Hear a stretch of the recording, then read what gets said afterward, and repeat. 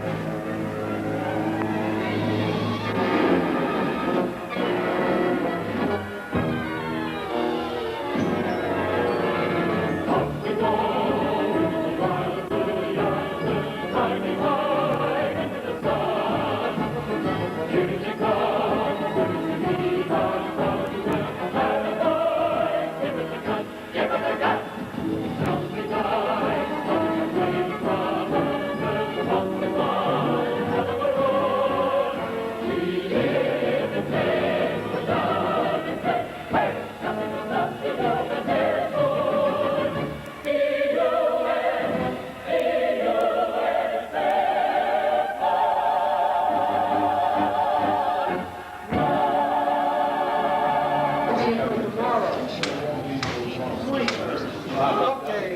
now I'm coming in again.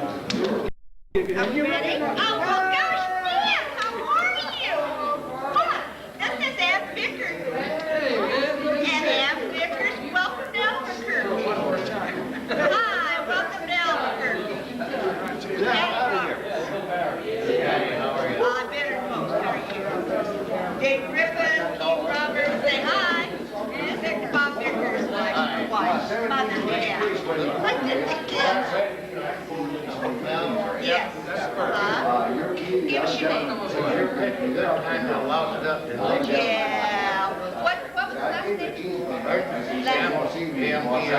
Right, and registered there, and the registration desk opens at 3 down the bar.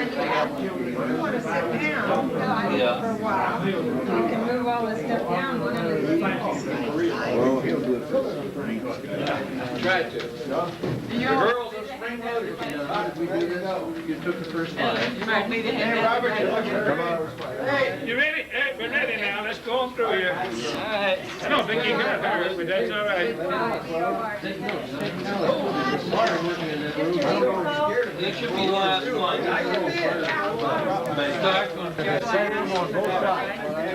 That's why we're doing. Somebody came out and knocked that out of the room. They did. And brought 3 tables in. That's exactly our place. That's right. 3 tables there. Don't run away. That's good. need to initial this, please. Oh, Ernie!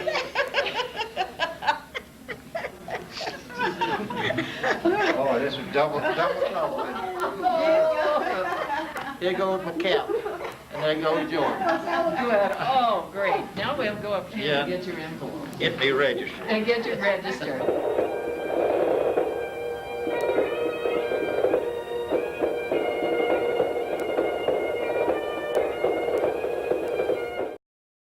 Way down the hallway, when I got closer and saw the bagpiper and some people gathered out there, I looked around over my shoulder to see who was behind me that he was playing for. Then I saw a big placard that said 392nd, and I saw some familiar faces. The bagpiper moved a little closer, and I realized that he might be playing for me and my good wife, Margie. The Delta Airlines terminal came to almost a screeching halt in that whole area. The bagpipes were so loud and great that the desk clerks could not make themselves heard to the people about to get tickets, and the people wanting to buy tickets were not interested in buying tickets anymore. They wanted to see what was going on, but it was a fantastic reception.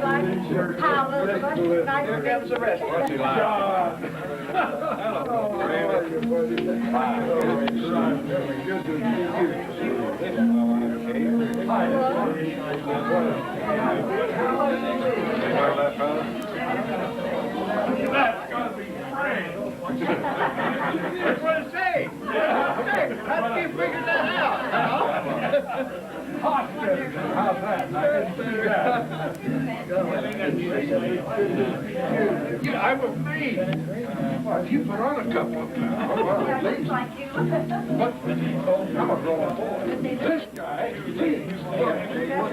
he was just like he did the time I was sticking my nose turned up there. I went out in my shop the night before we left the road, and I went out to get something to wear that one night, whatever it is we're supposed to work.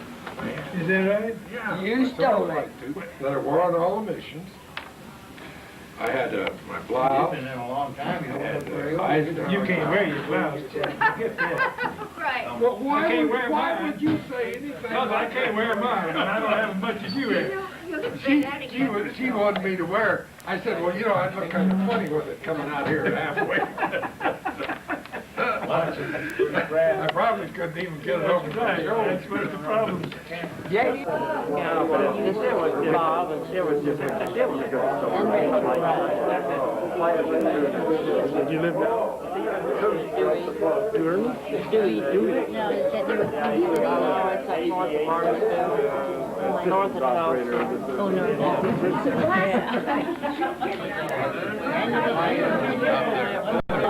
Well, here we are at the golfers. They're getting ready for their big day tomorrow.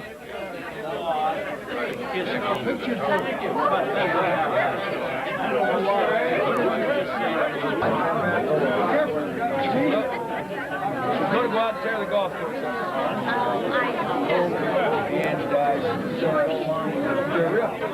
One of our workers. Gals and guys, more storytellers. Bob, we can't hear you. Thanks for coming. What'd you say? I'd also going to say, welcome. Hospitality opens at 8 o'clock. Stay out of trouble, and we love that you're here. Thank you. I'm going to turn this over to Keith, who's got the next major event for golf. That cost me $5. I messed up the chair. Come on, come on, get up. Don't let him fall. Put away on my building. There you go. Bob Vickers is my old pilot. I was his navigator. And so he volunteered me. Quiet! So he volunteered me to be the golf chairman. And I just wanted, did everybody get a list of the foursomes and the names and the times and all that? All who was golfing, all golfers? Okay, that one's covered. Breakfast, if you're in one of the late foursomes, you don't have to worry about breakfast at the hotel. Breakfast cocktail? Yes, you can get beer there. They got miniatures for $2. Keith, can you drive your own vehicle? The best way to do it, you got Out to the golf course. If you got a Harley sticker or something. This is what I wanted to cover. Not lately. I wanted to cover this one. That's a good We question. got wheels. But what I wanted to say was that this is at Kirtland Air Force Base. It's called Chief Harris Arroyo Golf Course. To get out there, you got to have a decal on your car. So you can't drive out there if you don't have an Air Force decal that gets you into the base. The hotel. We'll get everybody out there. The transport's provided. Don't worry about it. And with that said, it's a nice course, par 72. You know, it's not a Mickey Mouse course. Wide open, not much water. Not much water, guy. Where are you, baby? Any rules you want to play? You want to play? Clear rules. Don't kick them out of the same water. I hate water. Hello down there. With all that said, hey, welcome to Albuquerque, and let's have a great tournament. Keep them down the middle.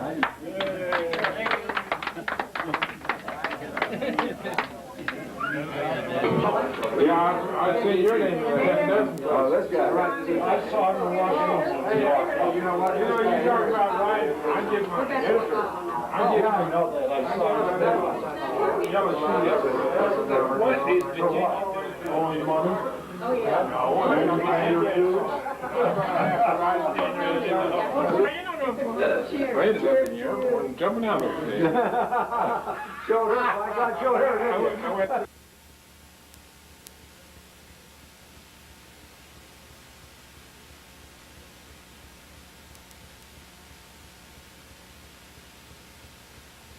Planes were in the 579. They were all lead planes. Well, that's why they're here. All the lead planes leave. It's what follows them. For 06. Yeah, but a different number. Remember you gave me a picture? Yeah. Of 406? That was my plane. That wasn't your plane. That was somebody that was shot down. Oh. Picture. And then mine was shot down. In other words, there were two 406s. Yeah. But the first two numbers were different. Yeah, that's where your changes come into.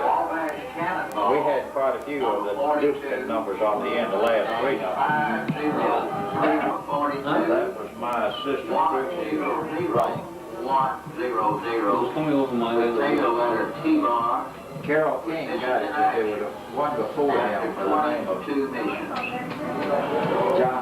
John Callis told me what his name was, but I don't remember what it is now. You know, there was an outfit came over and they didn't have any crews. They didn't have ground crews, they didn't have any flight crews. So they sent a bunch of our guys, a bunch from other ones, to build the whole... One mission or No, I had different missions. Okay. Okay, roll it. Okay. Oh, this is from different missions? Oh, yeah. Yeah. Oh, yeah. Look, some of it looks like plastic. Yeah, uh-huh. Yeah, I found some of these in the cell they found were from Bombay. Some are stuck in the skin. And you think that's from a time? Oh, That's great. And this is grooved over here. Looks like, you know, from around the Probably don't have it. yeah, the regular. bullet itself. Henry, how did you acquire that? I found them after the missions were over with all the girls. Looked around. What? And you're a mechanic? Yeah. Found some of these in the cells there, some in Bombay, some stuck in the skin. This one here was found in the de-icer boot. That's amazing. Remember once in London, it just bent that screw up, didn't it? Yeah. I used to save the pieces that we collected, but first, when we got shot down, we never had it. Harry, what is your last name? Cruz. Cruz. And the man, the gentleman? Scully. Scully. I was staying at the Red Cross. She says, we got plenty of room and all this and that. Thank you.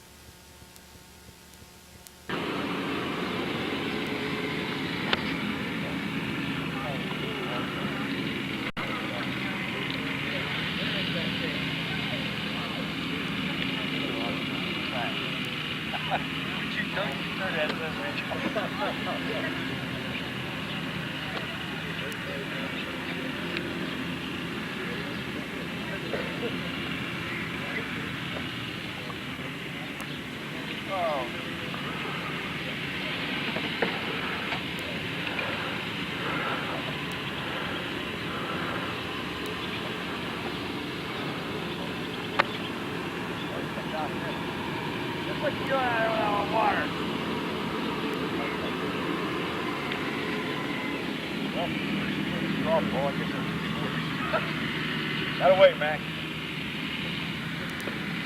Get our re-imaging director there.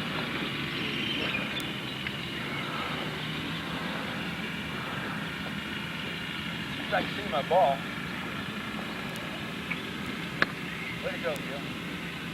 No mulligans, right, Keith? No mulligans, Welcome, 392nders. Have fun today. Swing hard and keep your head down. All Callaway. Gil's going to hit here. Charlie's got him in first part.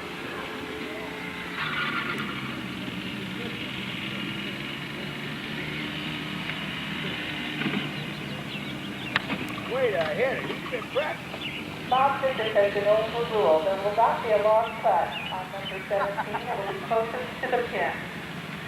Okay.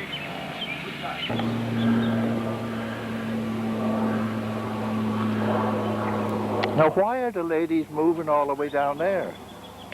Well, I'll have you know that those are not the ladies' tee boxes. Those are the forward tee boxes that they are using down there. I thought we were equal. Well, we are equal, except on the golf course. They are fine with me. Given a little priority. Do it. I think it's a good idea. Good idea. Hardly got off that box. The guy looks like he's agreeing.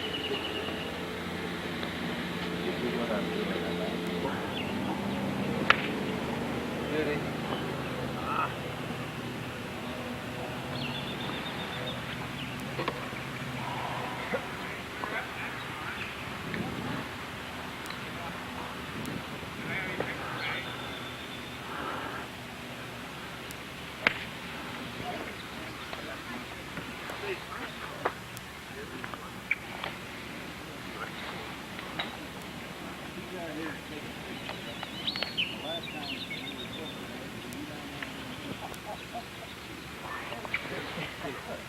Physically, he looks pretty good.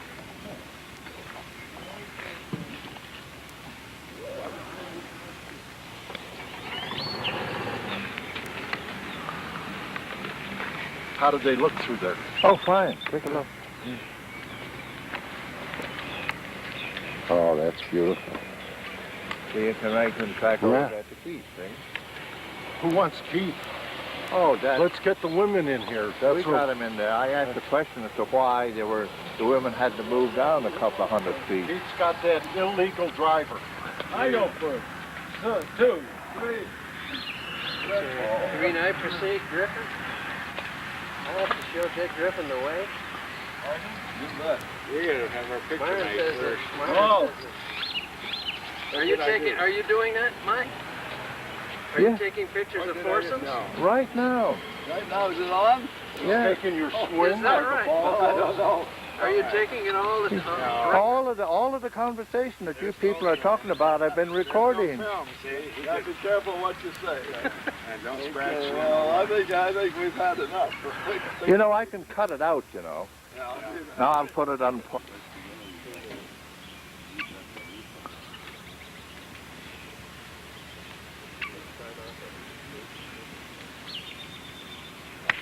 Oh, good job. And an eye coordination. Good shot. Hey, off you running. They have that hand-eye coordination. Fred, you're up.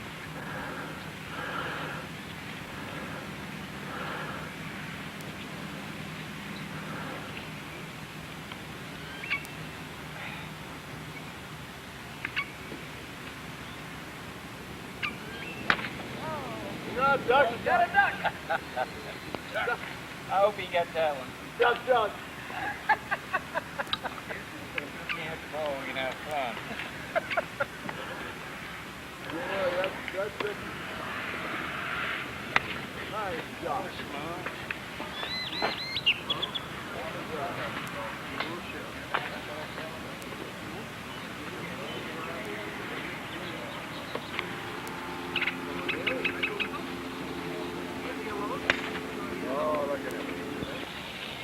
Watch him the whole putt. In the body English, he puts on the putt. Okay, thanks, Mark.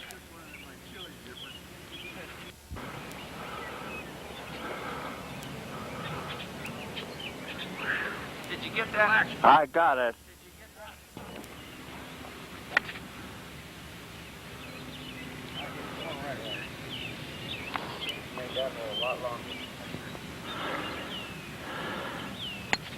There's that hitter.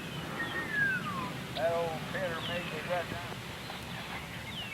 Oh, look at that. I gotta use a mental one. Oh, man. I looked up way before.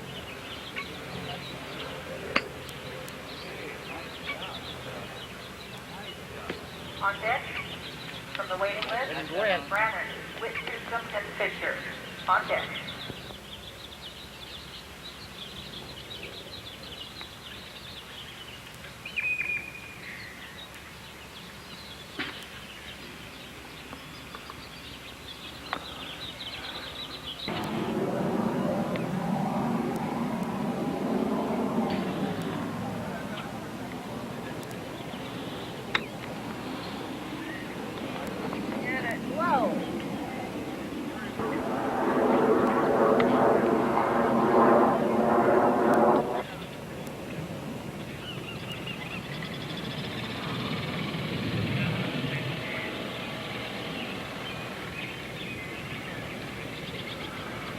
on the hole. Oh. This is the 10th hole.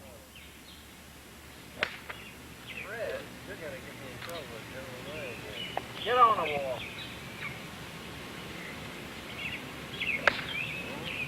Good shot, Richard. Hit the card pass. He did. Oh, good. Look at it. Good.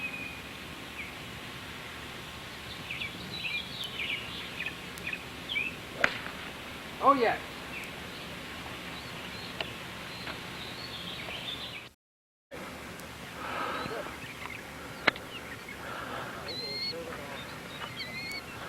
Go to it, Marco.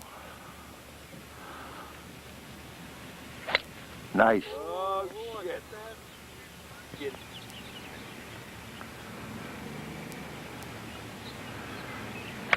Oh, beauty.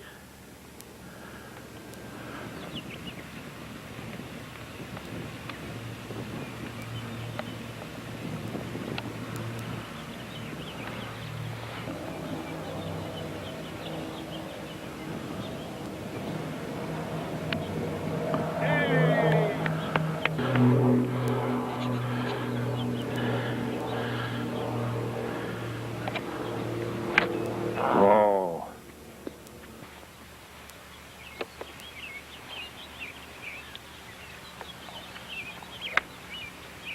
Boy, I didn't see that one at all. Faded right a little bit, but it's not. It should be all right. I'm shooting this at 1,000th of a second each frame instead of 1/25th. Like an motion analysis, I'm just experimenting. Oh, you ought to love that sky, Mac. Oh, beautiful.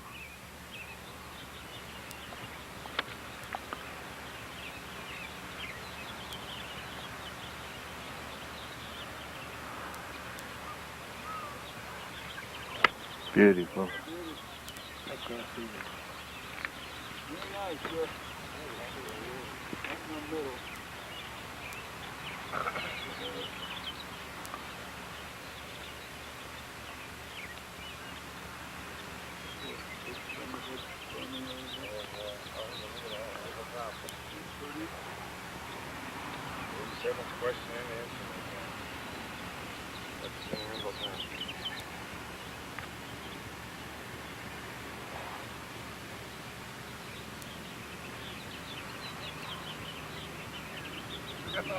That's one. I hope that's on film.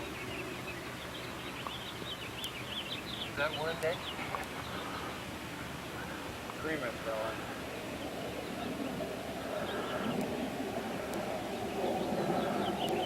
There you go. Oh, that you got a little draw on it. Look at that bastard go. Go, go, Mom, go! Go, go, go, go!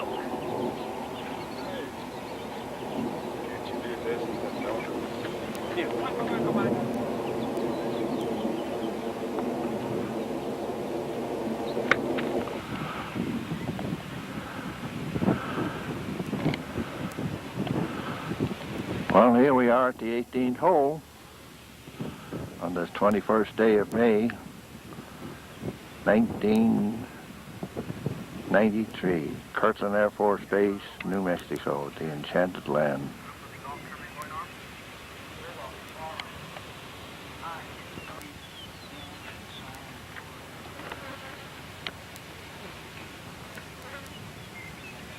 I'm here at the 18th hole. I've just been told that the view I'm looking at now is known as the Four Hills of Albuquerque. Do you know about the Four Hills, 1, 2, 3, No. 4? No. Well, they have a golf course named Four Hills, and those are the Four Hills, you see? Hey, And you see the fence around it? tell me about that.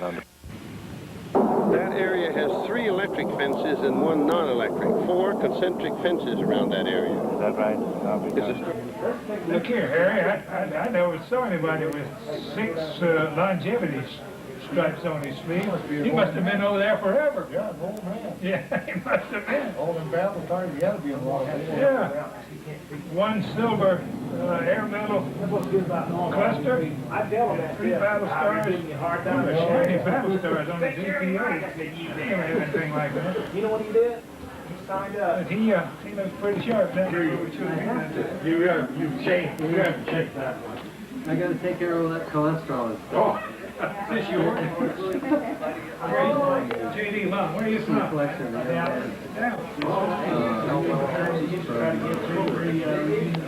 From early the Eagle Squadron. Hello!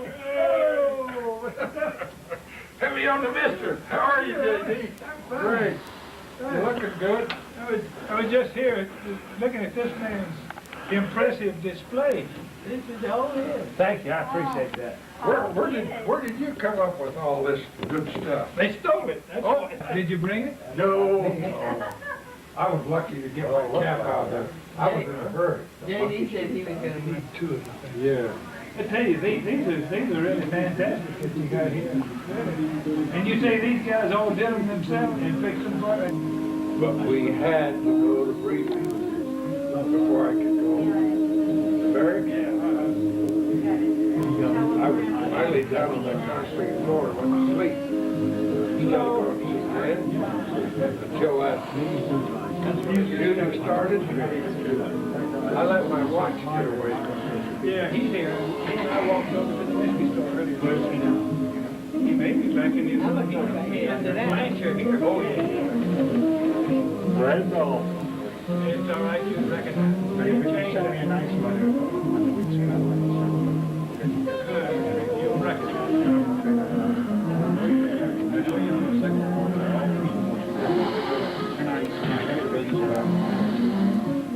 Somewhere in there.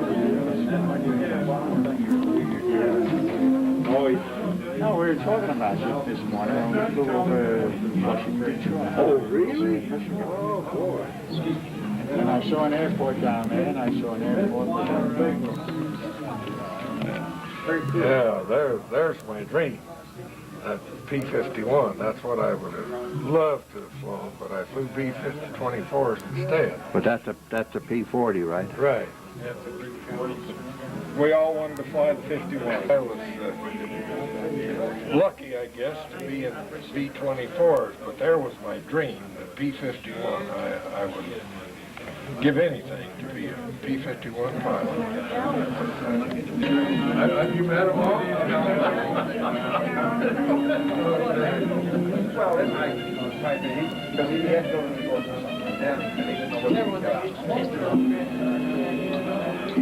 Oh, you will?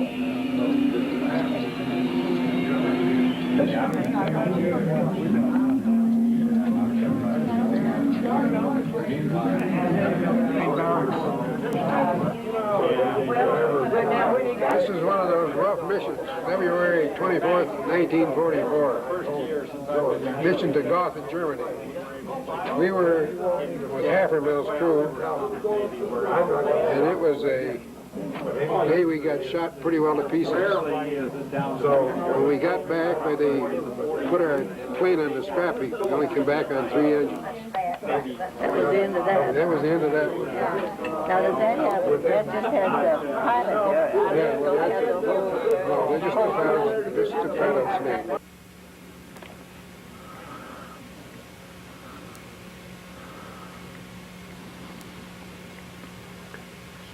Good morning. I am Joan Black, and I married an American serviceman who was stationed in England during the war.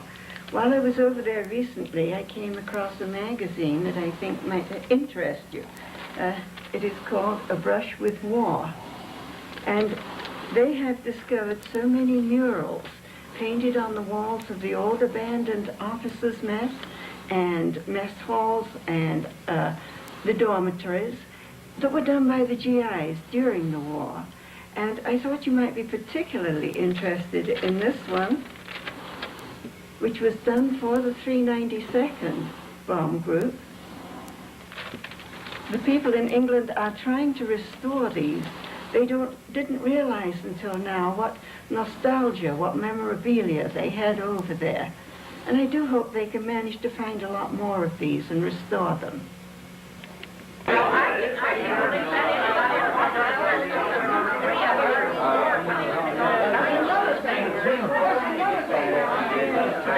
Shirley, here's a story.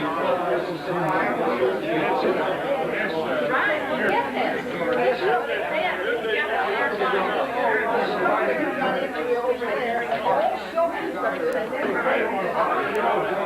So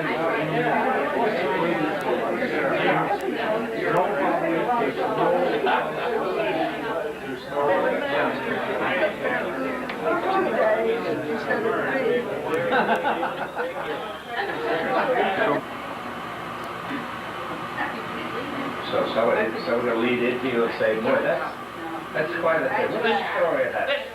This fella came in, picked up this moth, just like this, and it looks beautiful. He says, I wonder if it can fly. Hey! Hey, what? And the bamboo stocks again.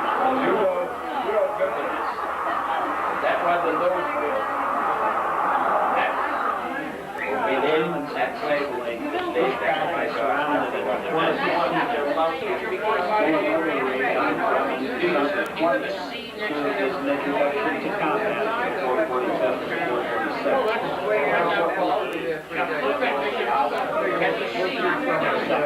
In my fault. You're lucky your husband found that. Do you remember the day? Do you remember the day when the camera was shot and seen there? I bet my wife.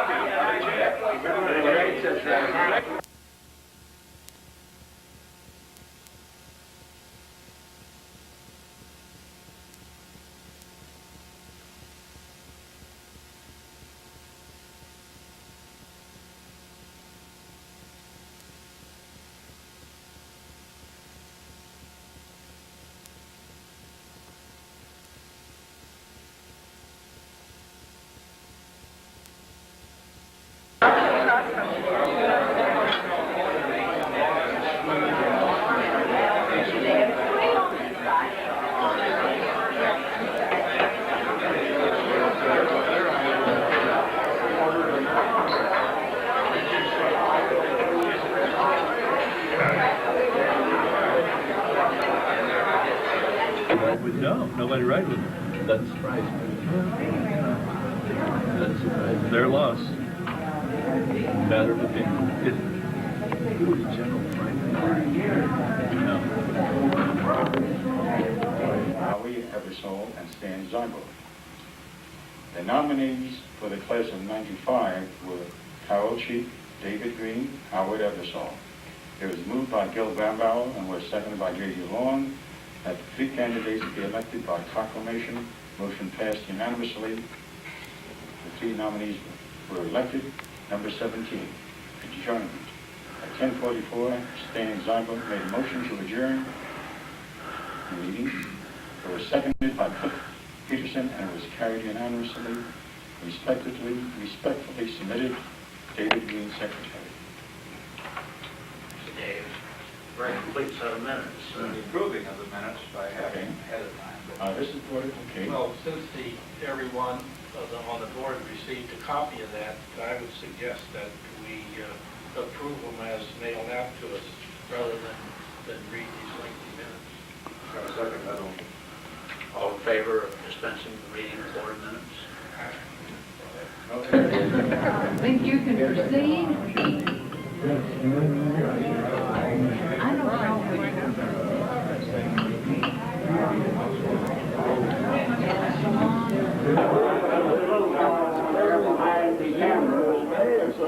We are about ready to convene this meeting to begin to commence to get these proceedings underway. Yay! Yay! The secretary would so record that the meeting of the best damn group in the ETO convened here at 10:12. All these distinguished people to my left and right, in fact, some of them spilled over down in front, are members of the board of directors. Starting from my far left, some of you may not have met these characters before. Jim Gore with a new blue hat down on the left, our newsletter editor.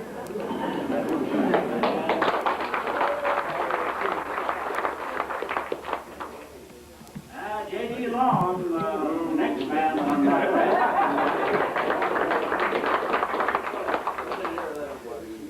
Barney Glattler, flying control. Carol Cheek, our our vice president. A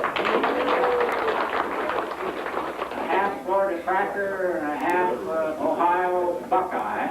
He commutes quite regularly between Findlay, Ohio and Clearwater, Florida on business. And on my right, I have a vacant chair here. Who's that? Mine? And next to that vacant chair is Dave Green, our secretary from New York State. Eve Ebersole, the oldest living active pilot, is in a semi-active state right now from Michigan. Wolverine. All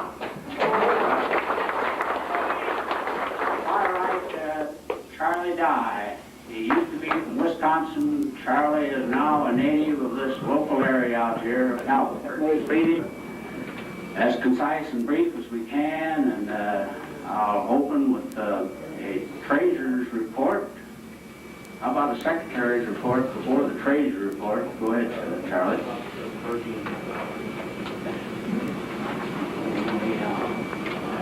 Jim Gore, you might like to comment on that beautiful flower arrangement. I think you know who perhaps can comment further on that flower arrangement to your left. And if the one that's going to make the final comment needs this microphone, I can just hand it around anywhere. Stand up, Bertie. This is Bertie Script Larry. Bertie Larry.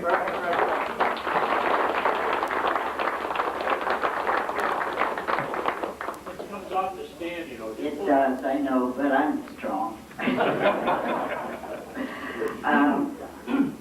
Good morning to all of you, and I'm real happy to be here. And the flowers came from a member of the Bertie Schmidt crew, John Camacho in Seattle, Washington. I talked to the 4 people that I normally talk to that are still surviving on the crew.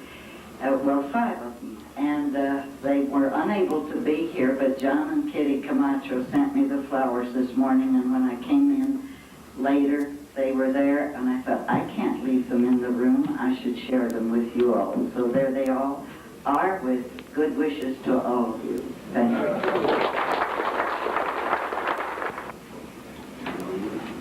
I'm sure most of you, if not all of you, remember Bertie over there in England. She put out several hundred, maybe 1,000 dozen donuts and a lot of entertainment from the Red Cross Club over there. She and about 10 others, I'd say, were real indispensable to the morale and health and welfare, recreational-wise, for the 392nd Bomb Group in England. To keep this meeting perfectly legitimate and legal and formal, according to Robert's Rules of Order, whoever Mr. Roberts was, do I hear a motion that we approve the reading of the minutes and the Secretary or Treasurer's report? I see a hand up down there that made the motion. I saw another hand that seconded it. Everybody in favor of approval of those 2 reports? Aye. Those opposed? Motion carried. West, the principal over there, we had a nice volunteer effort by Jim Tudor that he thought he had just the school that met their needs, and now we want to get the program going.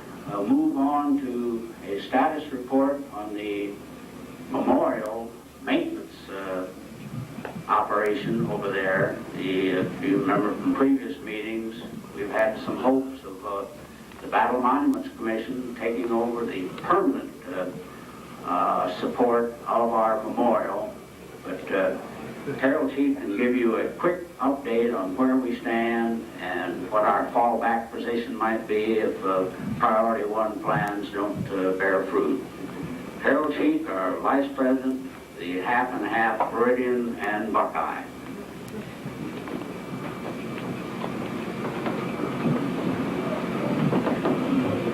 Well, I've been called a lot of things, but not half and half very often. Good morning, everybody, and I'm certainly pleased to be up here to tell you that the funds that you gave, a lot of you said, some of it, and many of you sacrificially, for the establishment of the memorial and the perpetual care of it. The funds are in good hands. The memorial, as you know, was paid for a long time ago, and due to some very fortunate investments, and part of we can thank Tom Scott in England for, why we now have approximately $30,000 in England and $30,000 in the United States, splitting the funds between the two places so that the protection afforded by our insurance program here for the banks would give us that part, half of it. I think Gil states he receives the bank statements, but I think, and I don't want you all to rush to get the name of the bank, but I'd be happy to answer any questions regarding that facility. It's certainly good to see so many people here, and I certainly have two compliments I want to make while I'm here, three. One is to Gil and his perpetual dedication to this organization. I think he is a dedicated guy, and we should all be thankful for it.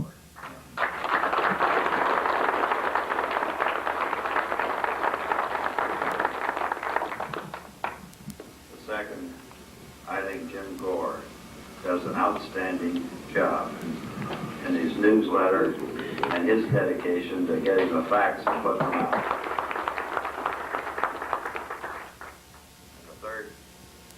I would personally like to take this opportunity, since I had this mic under control yet. The third group are our current hosts. I think they've done a great job, and Charlie Dye, you and your big sidekick with the green coat back there should be complimented.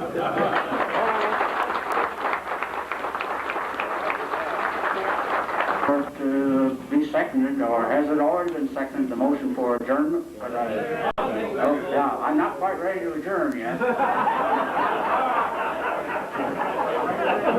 has been a motion. I wanted to ask you to withdraw it. I wanted to express our appreciation to this long, tall gentleman over on my right.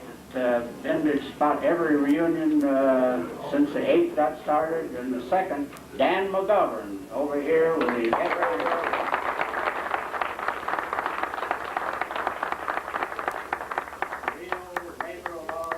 on Dan's part.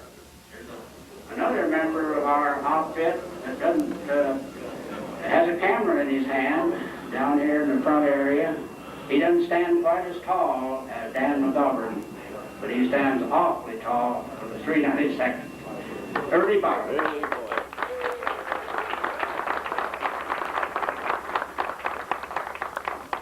You wonder how all those photo albums up there in the hospitality room got here, and they grow a few each year. I think Ernie started out with a quarter-ton truck up to a half-ton truck, and he may be up to a three-quarter-ton truck now. There's a man that made the trip from Atlanta, Georgia, out here to Albuquerque, and he's been representing us with those invaluable bits and pieces of memorabilia ever since we started having these reunions. And Ernie, we appreciate it 1,000%. Yes, sir. Now,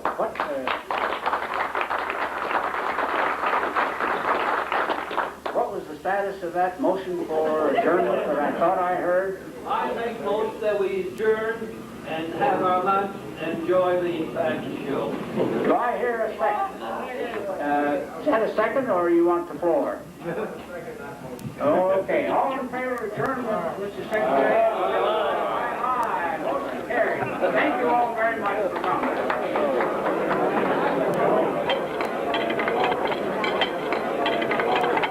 Now, and then you're going to be in trouble. Anyway, without further ado, I would like to introduce one of our wonderful style show presenters, a lady that owns a very lovely fashion shop here in Albuquerque, right up the street here on Louisiana, right up the street on Louisiana here. And her name is Sue Christie, of Christie's Closet. And I'll turn this over to Miss Christie.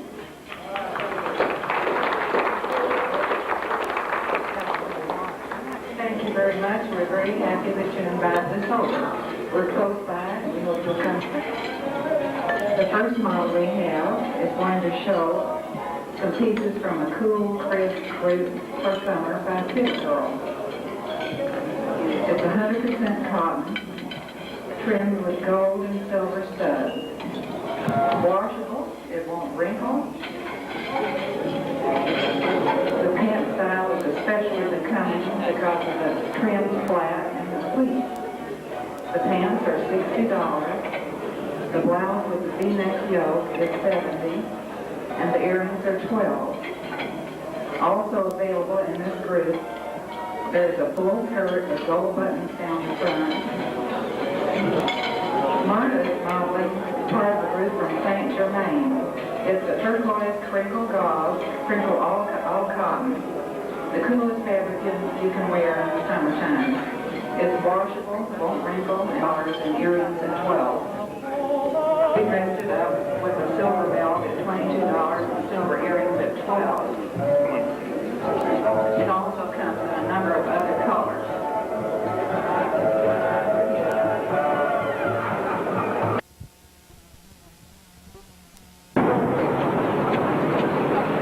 K-20 was easier to use. This is the 4 members of the Harrison Castle combat crew that joined the 392nd in Albuquerque, New Mexico. On the right we have the co-pilot, John Calvin. We have Bill Seaton, the bombardier. We have Myron Calvin, the command pilot. And we have Rocky Marciano. I mean, Rothrock. He's the gunner. He's the greatest gunner of the crew. That's true. That's true. That cannot be disputed. That's absolutely true. Absolutely true. Made more mistakes than anybody else in the office. This is the additions to the crew as the war went along. We had new people with new technology. Our co-pilot, John Coleman, our bombardier was Bill Sutton. Our commanding officer was Major Coleman. Major Myron Coleman, he tells me now. I'm Cecil Rothrock. I was a gunner. And Arnold Dovey came on as a Mickey navigator. Who's that? Arnold was a Mickey navigator, and the man on the extreme left was Durant, and Wesley Durant, and he came on after the 7th or 8th mission as a tail gunner, and we were all great friends together. Incidentally, he was the best dart player in Norfolk County.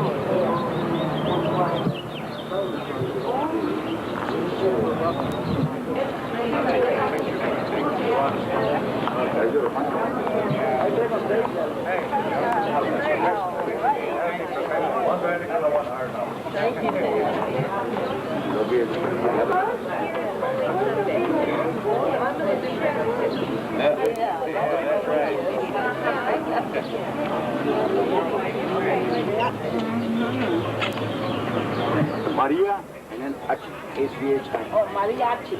Maria. That's right. Where are you from? You're going to have a lot of nice, good pictures. Oh, yes. Was that right? I'm a little disappointed in this place because if they didn't have the cars in here, it would be effective. Yeah, right. Everything is spoiled. Right. Well, Bob says here they'll probably do away with them cars. Yeah, we're blocking his view. He really wants a picture of the gazebo. Yeah, I know. Sooner or later, we're going to move. That's fine. Sooner than later. Have a good day. But you want to spend some money. Yeah, okay. You got the flash on? On the back of my camera. Oh, your camera. On the back there's a little switch here. Up, left. Yeah, flash. Hey. Somebody dropped a drink. I'll take one of my camera. Hey, here comes the soldier. Look at him. See it? Oh, he fits it in uniform. That's right. Beautiful. I recognize the uniform. Another show. I thought somebody buying old soldier. I know. Somebody buying old soldier a drink. Monkey. I want to know if you guys.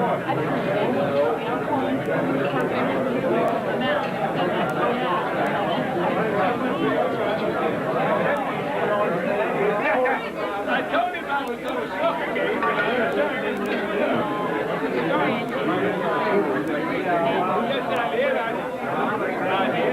Somebody I can't believe that I can respectability, that's all right. Mother said I can still fit. She should know.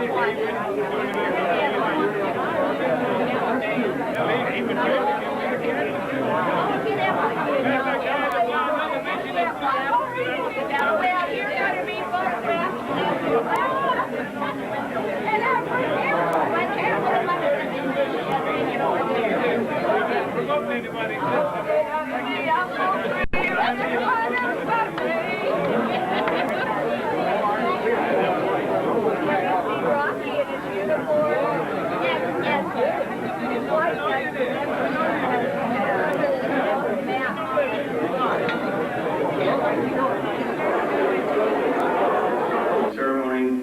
Without further ado, you won't see any more of me, at least for a moment. The sojourners of our Kit Carson chapter. Sir, Good evening, ladies and gentlemen. It's an honor and a pleasure for us to put on this presentation. We're going to build a flag for you.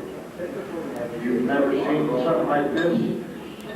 And this program is being presented to you by the General Jonathan M. Wainwright Camp Heroes of 76. We are an affiliate of the Kit Carson chapter number 447 of the National Sojourners. This may be the first time you've heard of our organization, National Sojourners Incorporated. The word sojourner means traveler. We are a Masonic body unique in the United States. Our founding dates back to 1898 and the war with Spain. We weren't there yet. Our members are all Master Masons who are or have been commissioned officers or warrant officers in one of the uniformed services of the United States.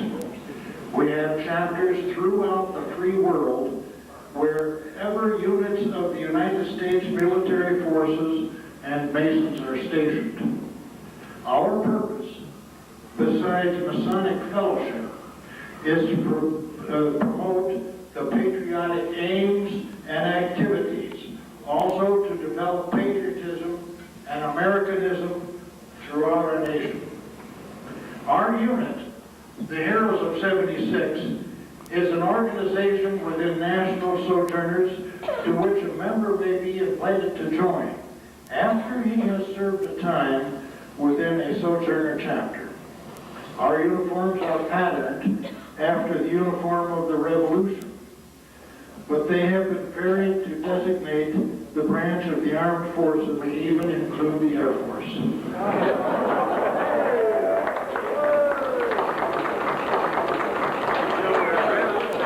Assisting me in today's flag building program are Brother Louis W. Gonzalez, an honorary member, Brother Altamare, Warrant Officer, United States Navy, John Braun, Colonel, United States Air Force. You didn't know we had that. And I am Dick Korn, Lieutenant Commander, United States Navy.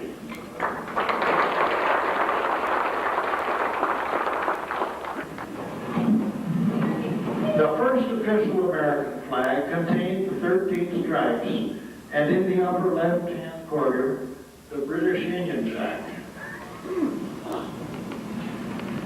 The canton, with its crosses of St. George and St. Andrew, represented our relations with the mother country, until the severance of those ties brought about its replacement with the white stars in the blue field.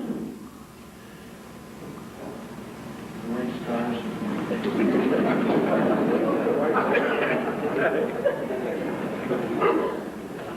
The flag you now see was flown by General Washington at Cambridge, Massachusetts in January 1776. Congress, fearing that too many stripes would spoil the true design of the flag, passed a law on 4th of April 1818, returning the flag to its original design of 13 stripes and providing for a new star to be added to the blue field as additional states came into the Union. In 1912, Arizona. 49, 1959, Alaska, and Hawaii. Now listen to the message it brings to you as Old Glory speaks. I am the flag of the United States of America. I was conceived in the dreams of liberty, in the hopes of freedom.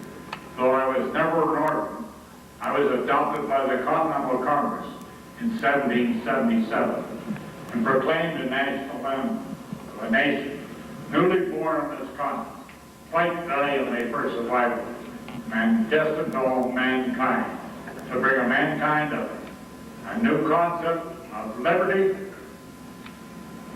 life, and the pursuit of happiness. I have been in places and have witnessed many events in American history. I was there when they fired the shot heard around the world, and when General George Washington became Commander-in-Chief. I was there in the late twilight at Fort McHenry and inspired Francis Scott Key to write the immortal Star-Spangled Banner, now our national anthem. I saw Molly Pitcher take the cabin swab from the hands of her dead husband and help carry on the fight for freedom. I felt the fighting cold at Valley Forge and gave comfort to the tired and hungry Continental Army. I rode with Ethan Mountain and the Green Mountain Boy, and I saw the signal to start a midnight ride of Paul Revere. I was blown over the decks of the old Ironside, the decks mast of the Yankee and China Clipper. I blazed the trail west with Daniel Boone and Davy Crockett. I was with Crockett, Travis, and other defenders when they defended and they fell at the Alamo. I was carried through the halls of Montezuma and through the shores of Tripoli. I felt the ground with Custer's last stand, and there was no friendly hand left to pick me up. I galloped up the slopes of San Juan Hill with Teddy Roosevelt and his Rough Riders. I stayed with the boys until it was over there, and I was then over the battlefield at Marne Chateau there in the Argonne Forest. I was proudly waved over the decks of the Arizona that fateful December morning. I saw the tears and felt the despair of the brave defenders of Bataan and Corregidor I was hurled to the ground. I landed in North Africa and marched victoriously up the Italian boot. I remember D-Day well. I landed a foggy June morning in Normandy and saw a war's terrible toll in Omaha and Utah beaches. I floated down in mid-parachutes and did them and saved low. I rode with Patton, his Third Army.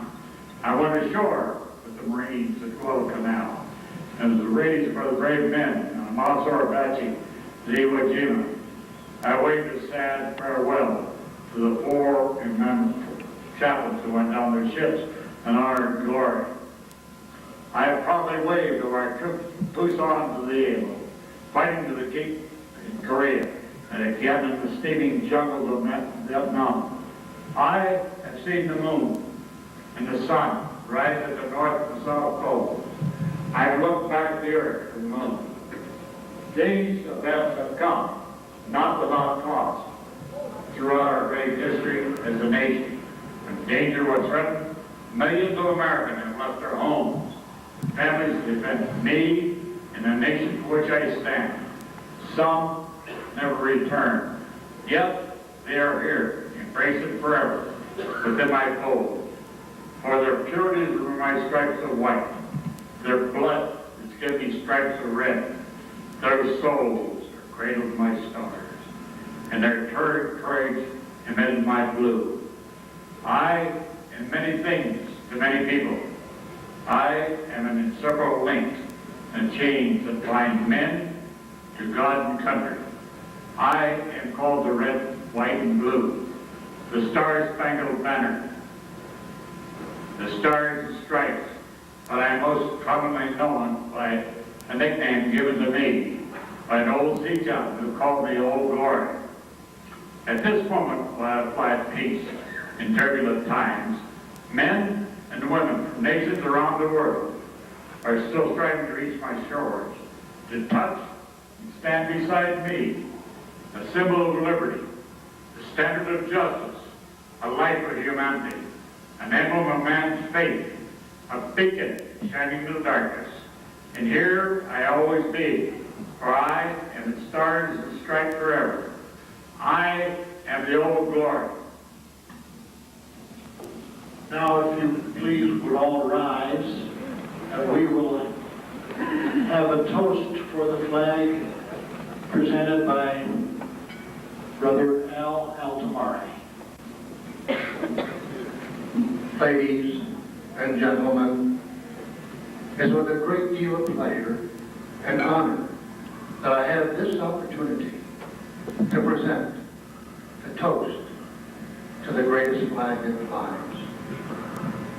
In honor of every one of your airmen in the past, in your memories, of your families, and each and every one of you, for what you endured so many years, for this great country and this great flag.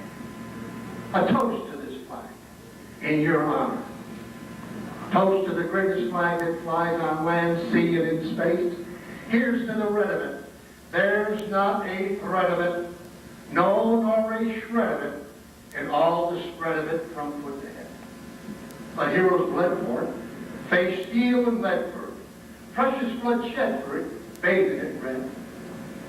Here's to the white, thrilled by the sight of it, who knows the right of it, but feels the might of it through day and night.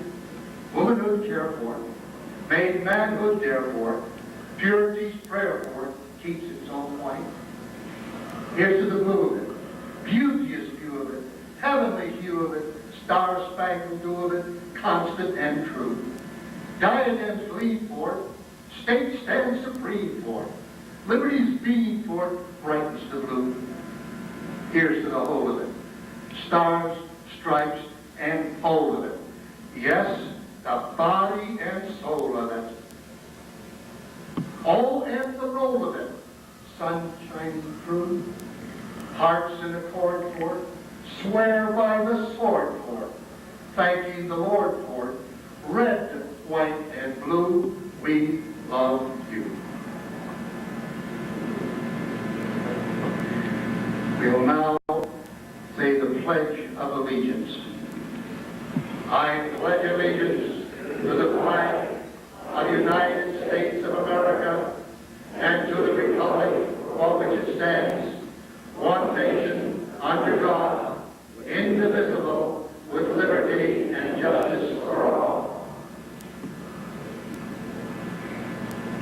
This concludes our presentation, and you may all be seated now.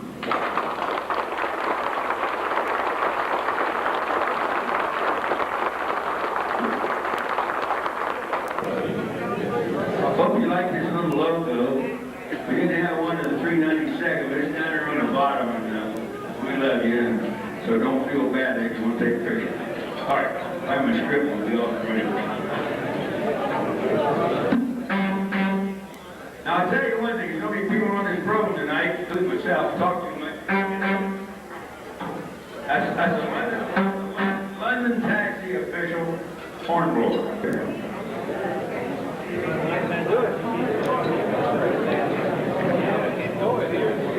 You know, 2 years ago, about 6 years ago, as I recall, in Tulsa, Oklahoma, we had our big standalone.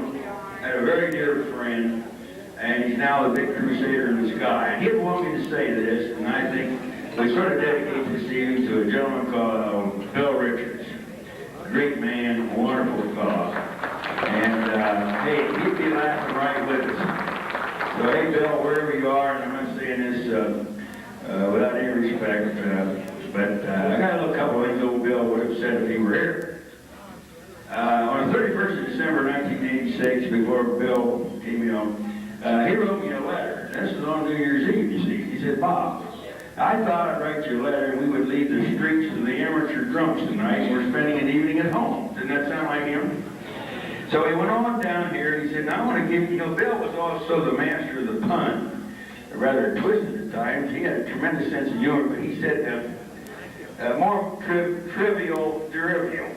He'd say, I hope we can garner something from this Herman. Where's Herman? Herman garnered something. Barney sure is a go-getter, but she was a knockout and a blackout, but a fright and a light. He even said, then the hit songs from Williams were, be it ever so humble, there's no place like home. I mean, I'm reading what Big Bill said. Then he said, this is my first affair, so please show up. And there are a lot of first pilots. Are there any last pilots? Signed Bill. So, God bless you, buddy. We know where you are. Keith Roberts, a very illustrious gentleman, is going to come up here. And he's going to give some golf awards. And we're going to have some other awards. Keith, I got the horn on for you. Come up here. It's in my pocket. You can talk.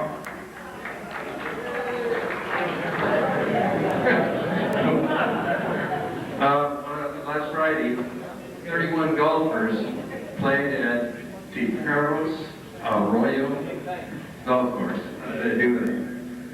At Kirtland Air Force Base. We played low gross and Callaway handicap, and the winners are low gross men. For you non-golfers, that means the lowest raw score.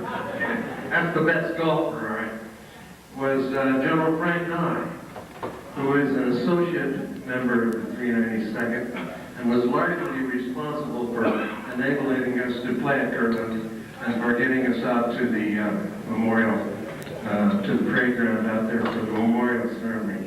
He shot an 83. He isn't here tonight, but we'll get it to him tomorrow, Monday. Low gross ladies, that night means the lowest raw score of the lady golfers, was Shirley Ehrlich. And she was most ashamed of this score when she turned it in. Where's Shirley? Come on up, Shirley. We can get this too. She told me not to say what she shot, right? And I'll agree with that.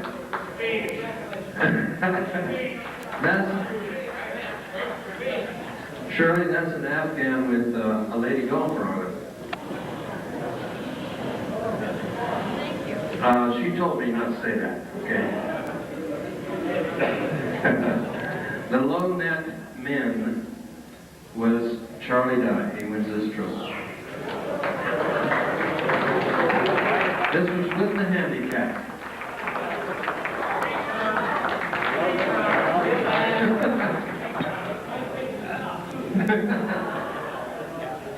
Second Lynette, George Judd. Second low, Net Mims with the Callaway. George, are you out there somewhere? Here you go. Here you go. Would you do this for me? Boy, I didn't know you were the one. You're the one that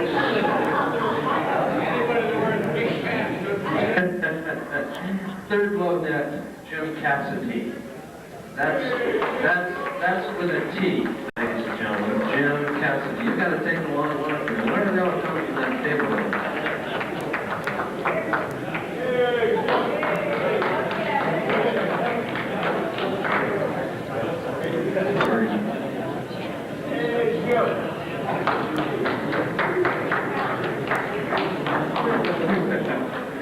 Low net ladies. Low net, I'm having a hard time with that. Low net ladies. Phyllis Gillette.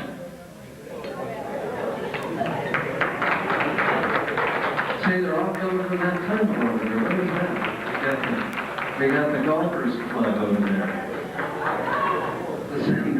No, not really. Not this lady. Afghan with the lady golfer. You're welcome. Second low net ladies. Ranoa Pearson. And she doesn't believe this, but you want second low net.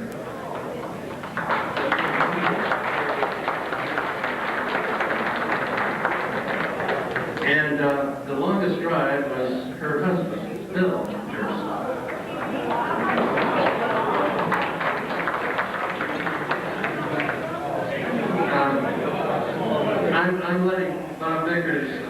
I'm letting Bob Biggers present his trophy because Bob was the leader until Bill came through, and Bill outrode him by 30 yards.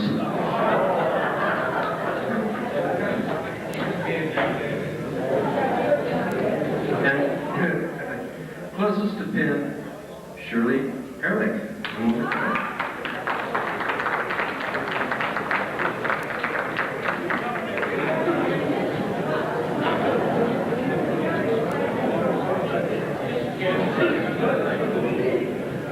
We had a great time out there. It's a very long course we found, and most people shop over their usual score. And but it was a lot of fun. The golfers were patient and seemed to be happy, and it was a great event. Thank you very much. That's my friends. That's all that Clark Lickman took so to take. I can introduce Charlie Dye now for a little more seriousness.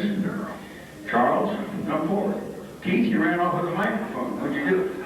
Okay, I got the mic right here.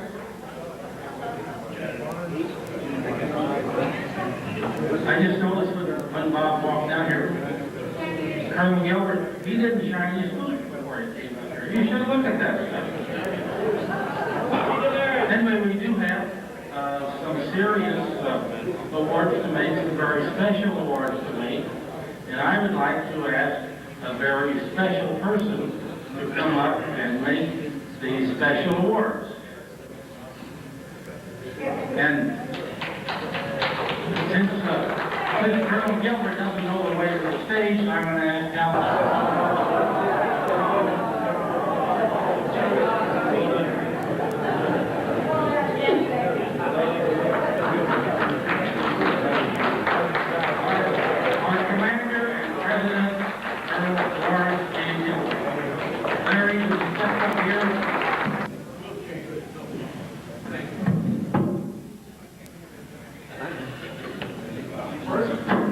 First award is for Joe Bush, whom I think all of you know. Wasn't able to be with us tonight. He's not terribly far from here. I'd like to ask Doc Kallman to come up and receive this award on behalf of Joe Bush. And it's going to find its way on a personal presentation to Joe Bush. Doc? What's the award for? Presented to Colonel Joe Bush on this 50th anniversary reunion of the 392nd Bomb Group Memorial Association. Joe Bush was our ground exec officer over in England. He did a lot for this group in getting started the memorial over there, the initial memorial, before we did some rehabilitation work on it in '89. But Joe Bush, I know, would give his right arm to be here tonight if he were able.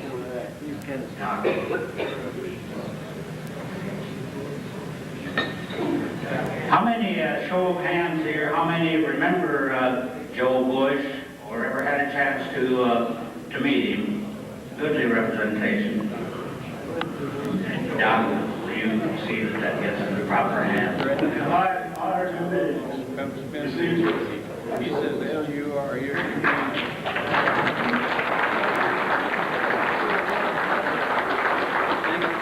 Most of you people are probably calling Colonel Kyleman Myron, but some of us that knew him in the early days gave him the title of Doc. But that's a whole other story, and I'll let him tell you how it came about sometime in his own words.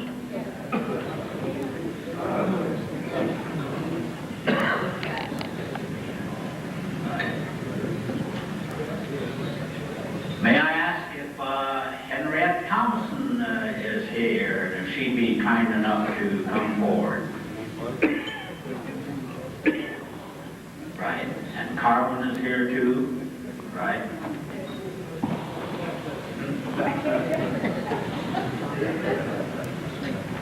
Here comes Henriette and Carmen.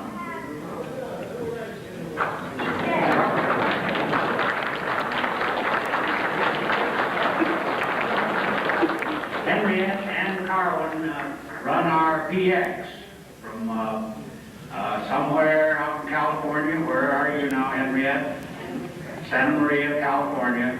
And it's an amazing chore and labor of love that they're doing out there. All those items you see advertised in the newsletter, when you write and say, send me one, well, that request eventually gets to Henriette, and I haven't heard of a failure or a lost request yet for what you've asked for.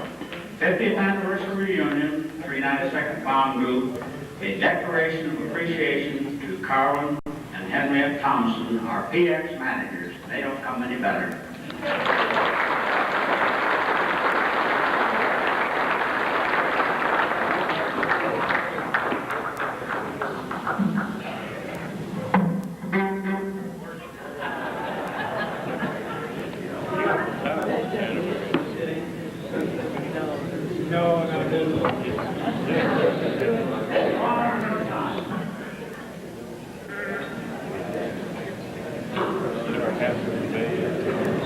And here's another award I'm very proud to present at this 50th anniversary reunion of 392nd Bomb Group, a declaration of appreciation to Ernie H. Barber.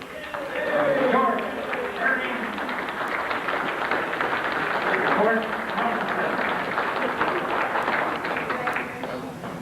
Ernie, you know, is our keeper of our history and memorabilia, and if you wonder how those 18 or 19 huge photo albums and all the other equipment and so on arrived here in Albuquerque, Ernie can tell you that came on a long road trip from Georgia, and he made quite a few road trips with that equipment, keeping up with the need for new people, particularly, to see the history of the 392nd Bomb Group. Ernie, I'm very proud of that support you.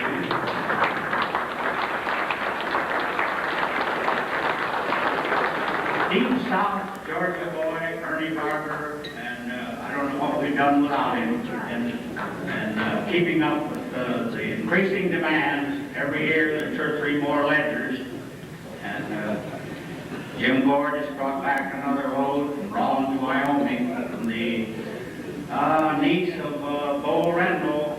Ernie is probably going to find that he's got to prepare another emblem to accommodate all those photographs and memorabilia of our first first group commander, Bull Run.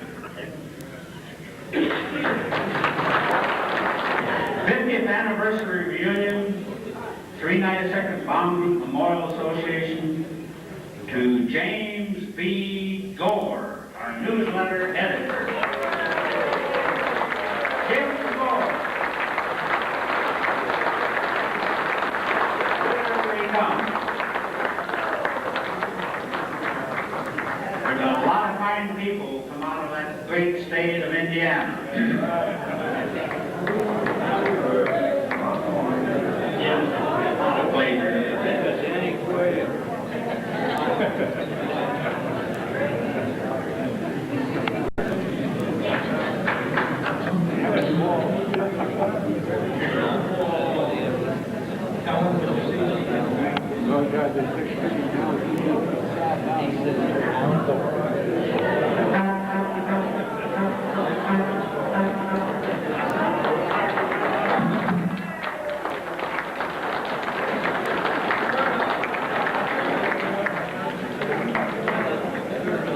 Didn't I tell you we have a very special person to make these very special awards? Thank you, Colonel and President Lawrence. Let's do this. How many first-timers at a reunion in the 392nd, the great 392nd, are here tonight? If you are, stand up. The first-timers, first reunion. Stand up. Oh, my golly, give my hand. Beautiful. I count 30 people, quick and dirty. Wonderful. Glad to have you all. All right, I think I know the answer to this, but are you ready? How many people were at Alamogordo whenever we were there? I was not even out of high school yet. 1943. Oh my goodness. Stand over there. Go to your seat. Stand up. Alamogordos.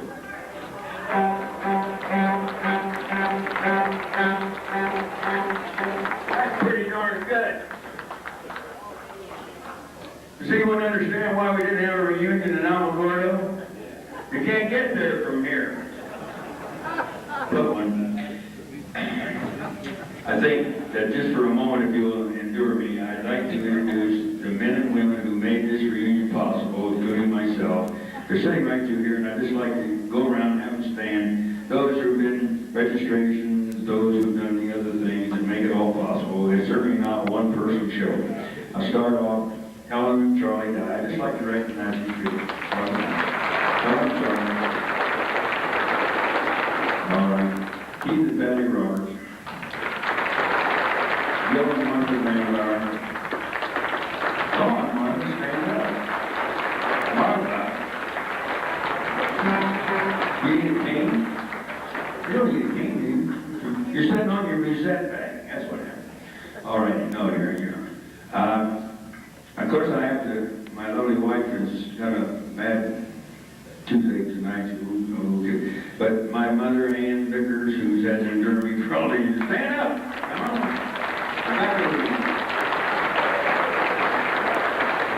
And then on her right, Mabel and Jack Lovett, they come as a team. They came in your bus monitors and hospitality suites. They're my in-laws, Bobby Massey, our lovely lady here, and she's the bus monitor, and the wonderful friends of Albuquerque band and Lori White. Some other nice people put down in the 90s, Jim and Dottie Myers, and Mary Baca, who had to leave, and who have I missed? I think it's Brad Liv and all that good stuff. Don't grab my golf, man. I screwed that finger up. Come on, man. Come on up here, Katie. You got it, kid. 3 to 5. That's not yours. If I tell you one story, we had a sergeant in our group who woke us up every morning when we had our mission. Get up your face, but he can't. All right. He woke us up every morning when we had our mission. And I used to wake up with him sitting on the side of my bed, eating a piece of my candy and lighting one of my cigarettes. And he'd say, Luke, you gotta get up. And so he got us up. And then one one of these things happened, and they wanted to give him a promotion. And they wanted to raise him from a private to a corporal. And he turned it down. He said it was too much responsibility.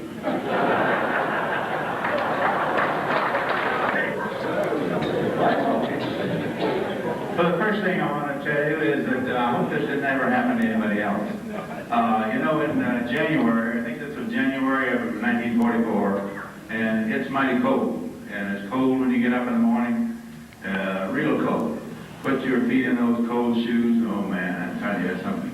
But this happened to me, kind of strange to tell it, but a co-pilot, and I want to refer to him as Russ, wouldn't mention his last name, but he was inclined once in a while to go out and have a few drinks. And he came home one night, unknown to me when it happened, but also it was kind of cold going out to the tree that time of the night, that time of the morning.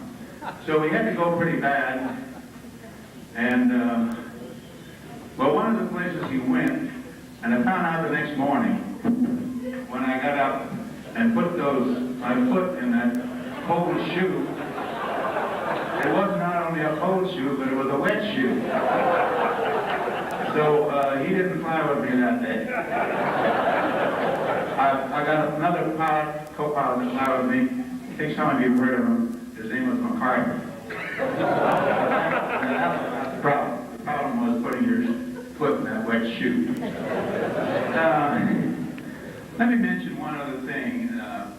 We had a couple of rough missions. One was Gotha. I'm sure most of you have heard of it, whether you were there at the time or not. But we always had I think we were a little late getting out.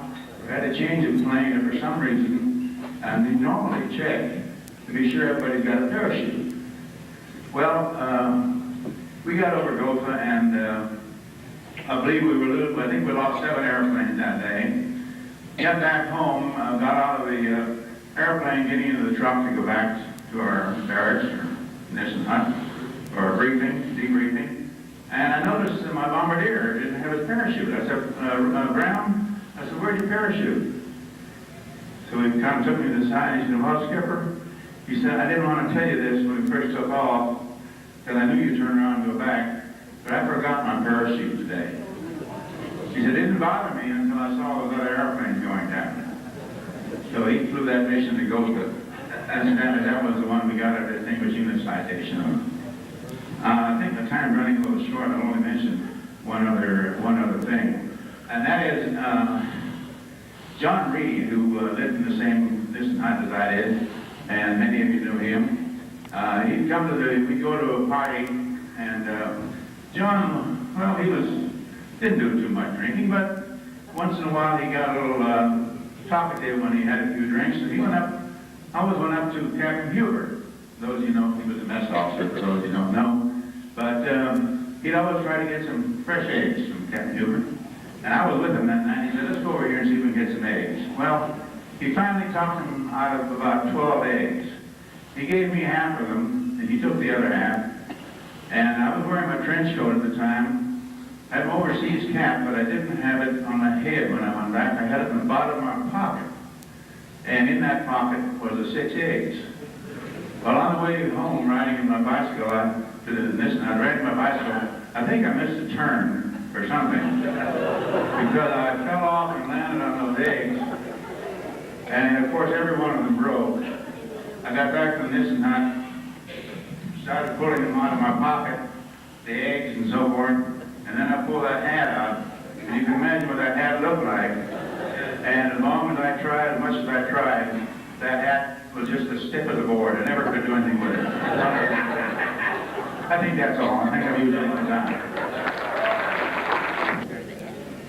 And okay, now we got the big man, the school teacher, the master consultant, the great guy. He's the guy who introduced me into combat, scared the hell out of me the first time I ever saw him. But look at this big Texan. Come here, Bob Payday. You got to tell the story.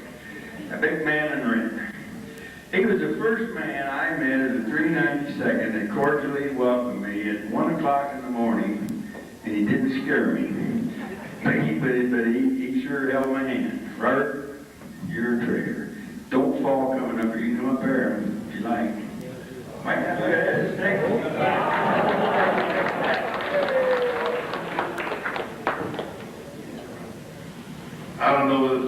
you in German, or in Spanish, or maybe a little Texan. I know that I met Major Player, my commander, and he had that funny speech that came from somewhere else besides the rest of the United States. I remember distinctly he was a short fellow, but all of them were short to me. And he'd say, Taze, you gotta sock it in there. You gotta hold it. You gotta hold it tight. Boy, they string that tight out a long, long way. Anyhow, he said, we run a tight ship. We run a tight formation. You sock it in there, you hold it in there tight. And I got the tight message real quick. He says, in a day or two, we'll give you a combat check ride. My crew and I went out there, and sure enough, here comes this check ride instructor. It was old Smiling Jack. Smiling Jack. Remember Smiling Jack? The Dragon Lady, even Hotshot Charles? This was Smiling Jack J.D. Long. Where this one fella was telling me about everything's real tough and tight, talking slow. Here, old mile a minute, J.D. Long. If I'd have remembered the fourth of what he told me, I'd have been a Rhodes Scholar. But I know one thing that he really impressed on me. He said, now, Taze, if you taxi too fast, that's pilot error. Taze, if you taxi too slow, that's pilot error. If you use the wrong side of the runway, that's pilot error. And it just goes on and on. You get a little baracho, and that's pilot error. By the time he got through with these two guys, tough and tight, pilot error, where in the world's the fun gonna be, you know? And of course, when you have to housebreak a fella like this, raise him from a pub, you gotta have some fun somewhere. And so we drank our way through it, and we shot the breeze. And that's exactly what we're doing tonight. But I have one little message I'd pass on to you. And Dr. Calvin, you and I have talked about this. Fellas, we're getting a little bit older. We're not going to be around too much longer. Write all this stuff down. The written word will last forever. And lo and behold, you'll at least leave something of yourself by writing. Thanks an awful lot for your attention.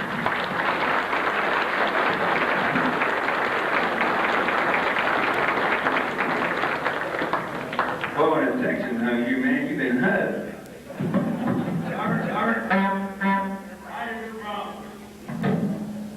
Thanks, Lord.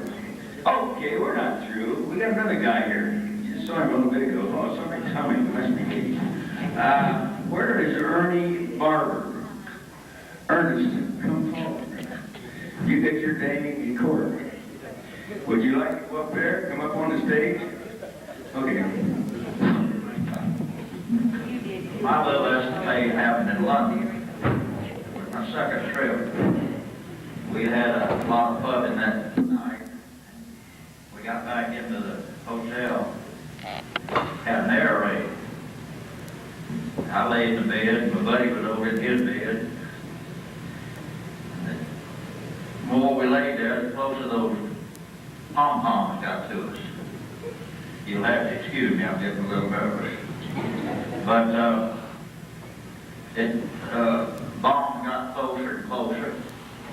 So I got up and went in the restroom and sat down. My buddy coming down a little bit, he said, what in the world are you doing in here? And I said, well, if you remember when we were going around London, all of the bombed out buildings had one corner, and it was toilets all the way up. And that's where I'm going to be from this point. Oh, wow, Mr. Story. We're not going to call on him tonight. Okay, folks. Charles Dye, please step forward. Charlie has a few stories, one at least. Charlie, here, I'll give you this hawk right here. I'm really not supposed to be here, but Bob said that we're running a little ahead of schedule, and could you throw something in? well, I can throw anything in. But one experience which was funny now wasn't funny 50 years ago or whatever it was.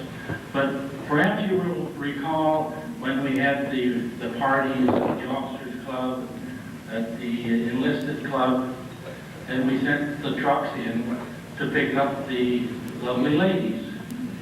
We always had, of course, a driver, and then we had an officer assigned, just sort of an escort officer, to keep the driver honest.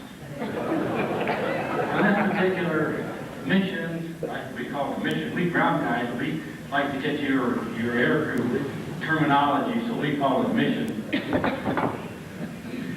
We went into Kings Lynn, we picked up the ladies at the Duke's Head, took them back to the base. They had their party, lovely party, I suppose, and we had about 8 or 10 girls. Around 12:30 or so, we took them back to Kings Lynn, back to the Duke's Head, and we dropped the tailgate. And I think, just thinking back, I think Carvin was the driver that night. I'm not certain, but I think he was. Anyway, we dropped the tailgate and we helped the ladies off of the truck, except for one. She wouldn't get off. She says, I live about 1.5 miles from town and you have to take me home. And I said, no way. We picked you up here. We're going to drop you off here. She said, well, I know Colonel Johnson. And I said, well, I know Colonel Johnson also. And you're getting off here. She just flopped herself down on the floor of the truck. So I asked the driver, I asked Carvin where he is. I said, do you know where the police station is? And he says, just about 2 blocks away. So we drove around this 2 blocks and I jumped out, ran in to see this big Bobby sergeant. And I explained my problem. And he came out with his assistant. And he looked up and he said, well, that truck is U.S. government property. That if you get her off, we'll take care of her. So I called Carvin around and I said, keep the motor running, Carvin. So we jumped up in the truck and I got an arm and a leg and he got an arm and a leg. And we dragged her kicking and screaming to the end and tossed her off. And these 2 Bobbies caught her. Carvin and I jumped out. We got in the truck and burned rubber for about 1 mile. The tailgate was flopping and so forth. Because we wanted to get out of there. About 1 mile away, then we stopped and put the tailgate up, went back to Wendling, and I don't know if Jim Gore was the transportation officer at that time or not, but I don't think either one of us were ever assigned to that convoy process anymore.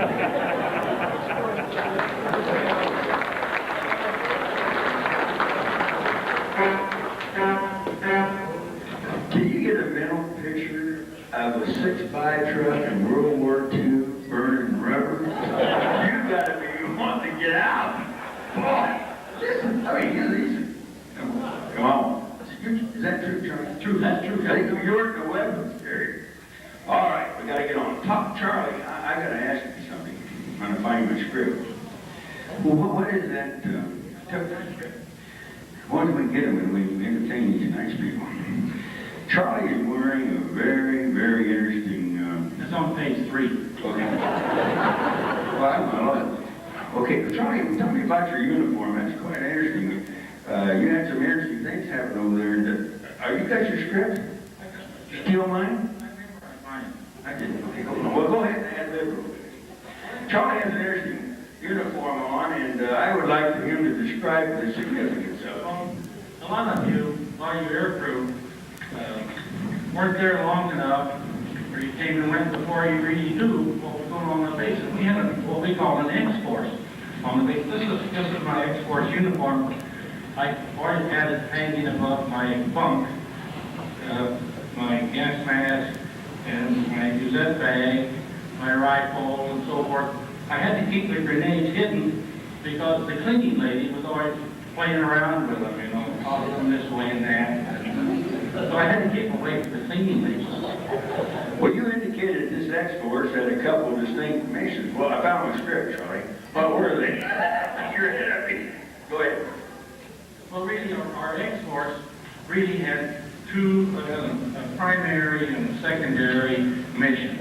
We were a group of poorly trained, heavily armed, officers and enlisted men. And our secondary mission really was to defend the base against the German paratroopers who might infiltrate and attempt to just sabotage our airplanes or our bomb dump or fuel storage and so forth. We did have a few people, a few gunners in the top turrets of some of the airplanes around there, but we had to get rid of them because they were always trying to pick off the GIs as they came back from the tunnel. We cut that out pretty quick. Now, I'm going to ask you the next. I got you. Well, that sounds really scary, Charlie. That was your secondary mission, right?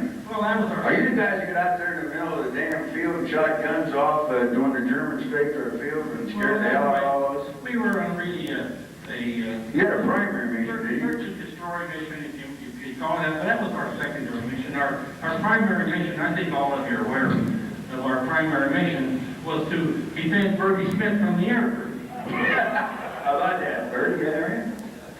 Well, this is quite a uniform. I know we started discussing it a little bit, but you got to tell me what that ribbon's all about. You want to show everybody that thing? Well, a lot of people have seen this ribbon, but they don't really know what it was. And there's the 392nd really didn't get a lot of these ribbons. We got the GFC, and there were some silver stars, and a lot of air medals. But you know, you go out the main gate, and there's the plowshare. You go on the plowshare, and you get that ice cold Coors, ice cold Miller's Light, and even cold Afghan, whatever that is. Arpanard. Arpanard? I don't have a line yet. Anyway, then if you took the Liberty Run, you went into Queensland, they dropped you off at the Duke's Head. You go in there and they had these big tubs of ice, and you could get martinis, Manhattans, old fashions, on the rocks, whatever you want. Then if you want to go to London, then you ended up at the Piccadilly Circus, and you know what they serve there. Therefore, there's not many 392nders that got the good conduct record. Well, that's interesting. That's a rather large affair there. You have a little strike missing and no cluster, but I understand that. Well, we got one. One mission to the plowshare. Okay. The plowshare was a club, by the way. I never found that one. Charlie, you got that interesting musette bag on there. It looks like a woman's handbag, but what's in here in that thing? Well, I got a lot of stuff in here. I got my knit cap. I used to put this under my helmet. You know, back, you wouldn't believe this, but 40-some years ago, I had hair. And I used this to protect my hair. You bet. Let's see, what else have I got in here?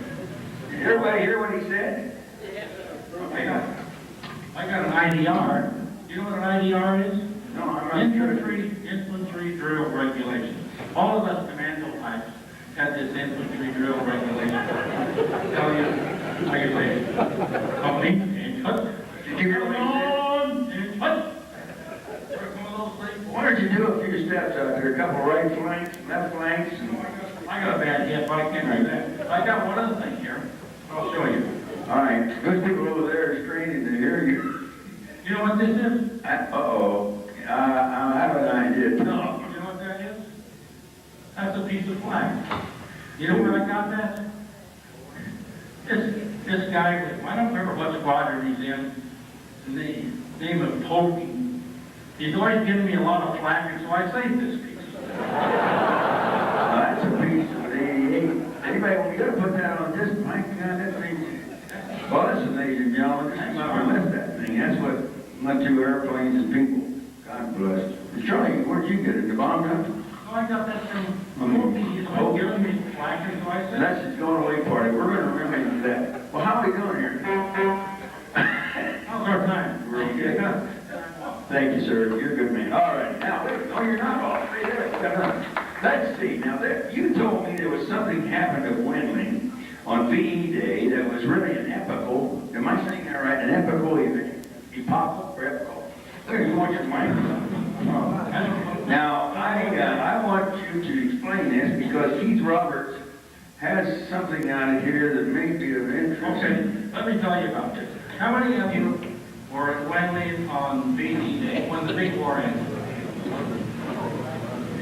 Hey, pretty good for you. Who was at Remember? I was. Remember we had a big celebration. One thing was that when guys came out with the bombs up and grabbed all my very pistols and had a fireworks thing. The biggest was that we had a bicycle race around the perimeter. Now, I can tell you about this, but I think that the winner of the bicycle race should come up here and explain the whole thing. Yay, yay. Larry Gilbert, step up here with the microphone and tell us about the bicycle race.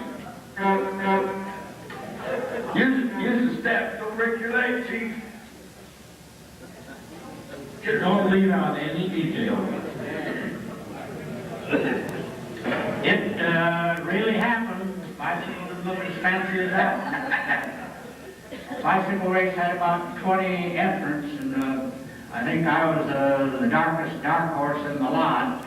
The favorite was the armament officer, as I recall, ordnance officer, the 579. All the betting was placed on him. But I asked our driver, Bo Reynolds, actually Lauren Johnson driver later, to pump up the tires on that old Hercules bicycle that I went back and forth on, and I'd give it a shot. When we started off, there were 20 or 22 of us.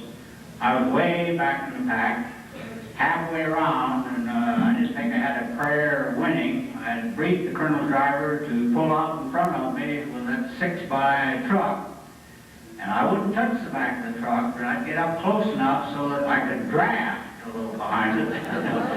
Like they do over Daytona and cut down the wind resistance. Well, on the back stretch, I was doing a lot better than I ever expected to, and I was up fourth or fifth, and the bandolier pulled out in front like he was supposed to, and by that time I thought I had a chance to win fair and square, so I waved him away.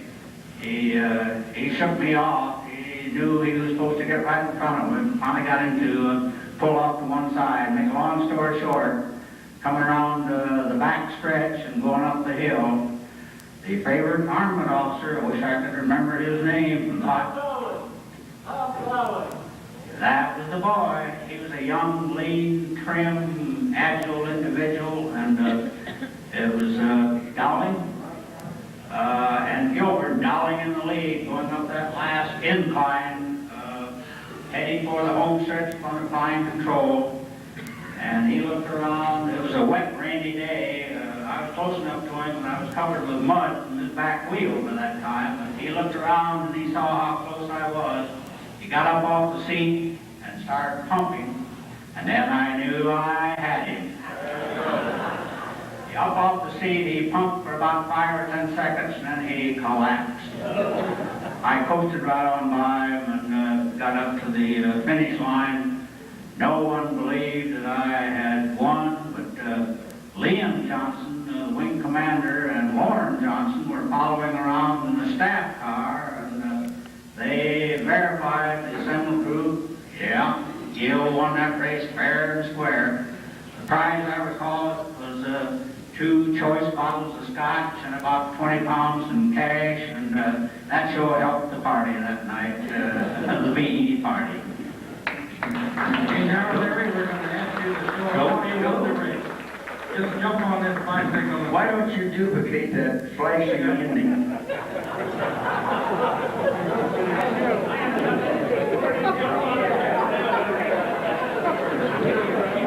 Larry riding off into the sunset.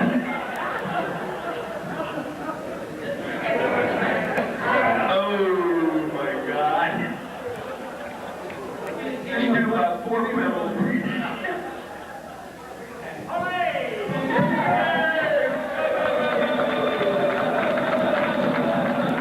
Well done. Hey, you made it to the obstacle course. Well done, Commander. You're